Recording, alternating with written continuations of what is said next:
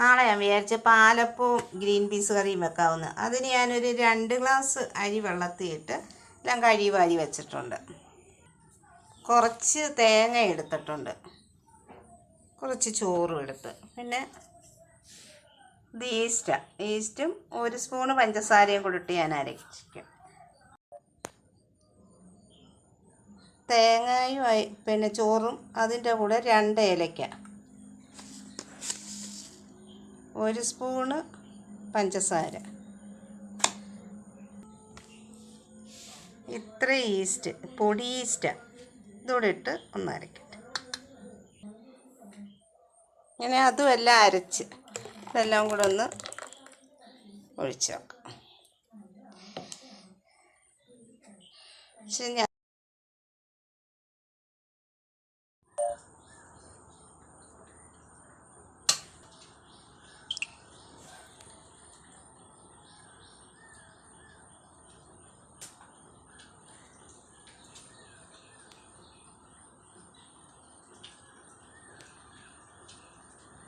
കഴിഞ്ഞ ദിവസം അരച്ച് വെച്ച മാവെല്ലാം അങ്ങനെ സെറ്റായിട്ടുണ്ട്. ഇനി ഇതൊന്ന് കലക്കി വെക്കാം. ശകലം ഉപ്പൂടിടാം, കുറച്ച്.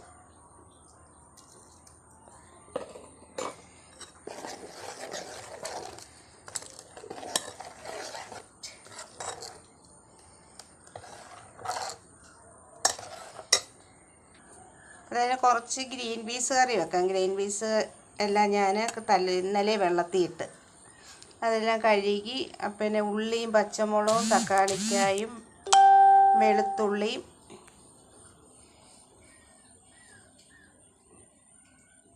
ശകലം ക്യാരറ്റും കൂടെ ഇട്ട് വെച്ചിട്ടുണ്ട്. ആവശ്യത്തിന് വെള്ളവും ഉപ്പും ഇട്ട് മഞ്ഞൾപ്പൊടി ഇട്ട് ഇതൊന്ന് വേവിച്ചെടുക്കട്ടെ. പാലപ്പച്ചട്ടി അടപ്പേ വെച്ച് ഞാൻ അത് മാവൊഴിച്ച് ചുറ്റിച്ച് വെച്ചിട്ടുണ്ട്. ഇതൊന്ന് അടച്ച് വെച്ച് കഴിക്കട്ടെ. ഇങ്ങനെ അപ്പം എല്ലാം സെറ്റായി.